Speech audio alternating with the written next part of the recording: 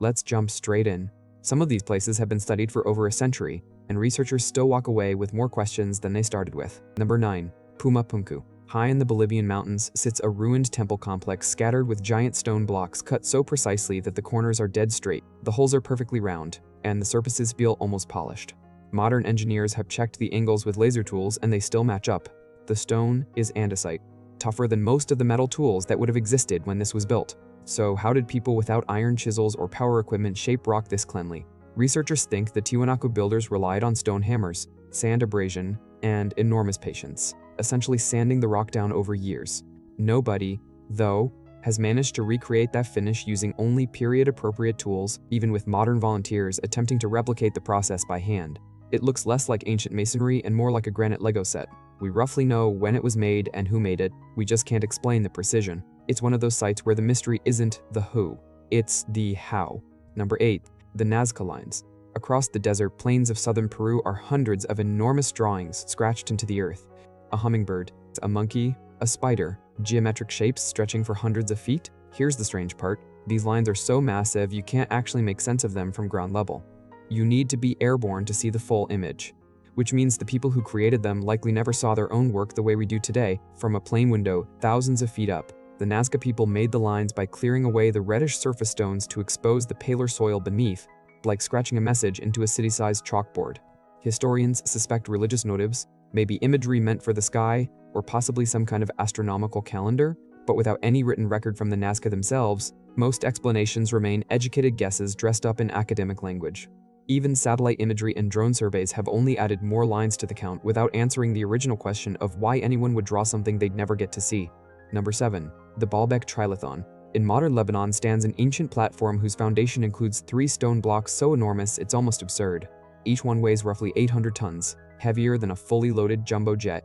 Nearby, an even larger block, over 1,000 tons, still sits abandoned in the quarry, as if the builders simply gave up on it halfway through hauling it away. Nobody has fully explained how ancient workers moved stones that heavy, let alone stacked them with such accuracy. Some historians propose massive labor crews using ropes, wooden sledges, and log rollers, essentially an extreme version of tug-of-war stretched out over months. Others doubt that approach could scale to this size at all, given the sheer friction and manpower involved. Either way, the Trilithon remains the ancient world's ultimate flex, and engineers still study it today trying to reconstruct the logistics. Every few years a new theory gets floated, and every few years it gets picked apart by the next group of researchers, which just keeps the mystery alive for another decade. Number 6. The Longyou Caves. In eastern China, farmers draining a pond in the 1990s stumbled onto massive underground chambers carved straight out of solid rock, rooms large enough to hold a small stadium, with smooth walls, evenly spaced tool marks, and support pillars left standing to hold up the ceiling. Whoever built this hollowed out an estimated 1 million cubic meters of stone by hand, clearly the work of generations rather than a single crew, using nothing more advanced than basic hand tools as far as anyone can tell. Stranger still, there's no historical record of the caves anywhere. No texts, no local folklore, nothing. It's as if an entire underground complex was carved out and then erased from memory, an achievement that should have made it into at least one dynasty's records but somehow never did. Toolmark dating puts the caves at roughly 2,000 years old, but who organized a workforce large enough to build this, and why it left no written trace, remains a mystery.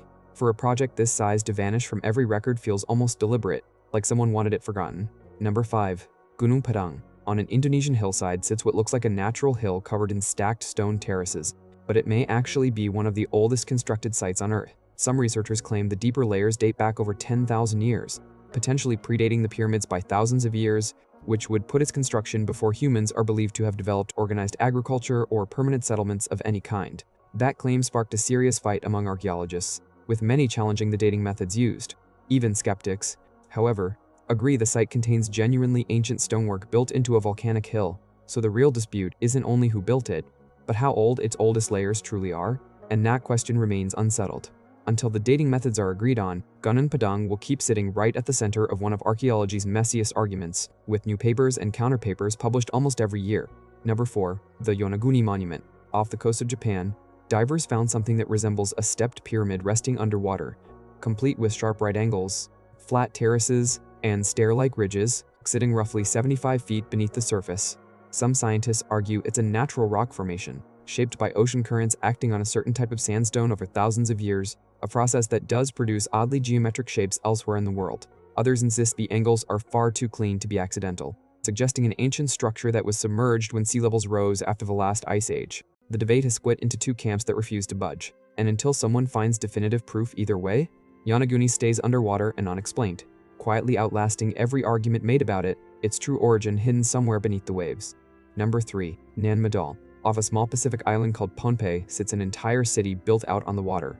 Sometimes called the Venice of the Pacific, instead of canals, it's constructed from nearly 100 artificial islets made of massive stacked columns of volcanic basalt.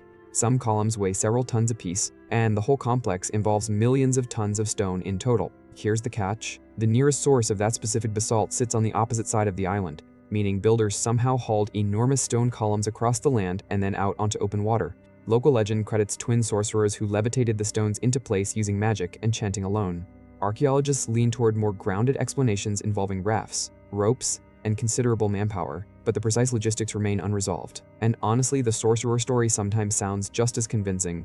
Number 2. Göbekli Tepe. In southeastern Turkey, archaeologists uncovered what may be the oldest known temple complex on the planet, dating back roughly 11,600 years, older than Stonehenge, older than the pyramids, and older than writing, pottery, or farming. The site features massive carved limestone pillars arranged in circles, decorated with detailed animal carvings, some weighing up to 10 tons and standing taller than most modern doorways. Here's what upends the standard timeline. Historians long assumed structures like this required organized farming societies first, since surplus food is needed to support workers who aren't hunting or gathering, but Göbekli Tepe was raised by hunter-gatherers, long before agriculture existed.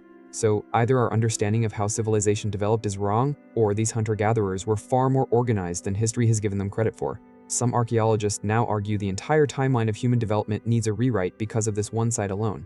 And number 1, Stonehenge. Of course, on a plain in southern England stands one of the most famous mysteries on Earth, a ring of massive standing stones, some weighing up to 25 tons, positioned with enough accuracy to align with the sunrise on the summer solstice almost to the minute. Here's the detail that still stumps researchers. Some of the smaller bluestones have been traced back to a quarry in Wales, roughly 150 miles away, a discovery that took decades of geological work to confirm.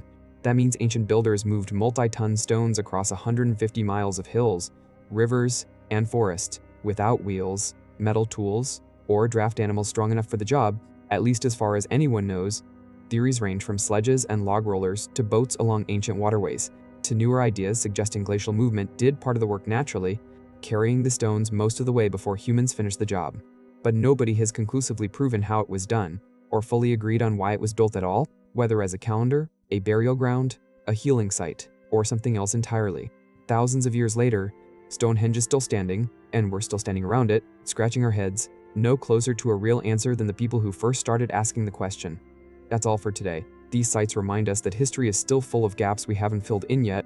No matter how advanced our tools get, I'll keep making videos like this, so subscribe if you want to see them.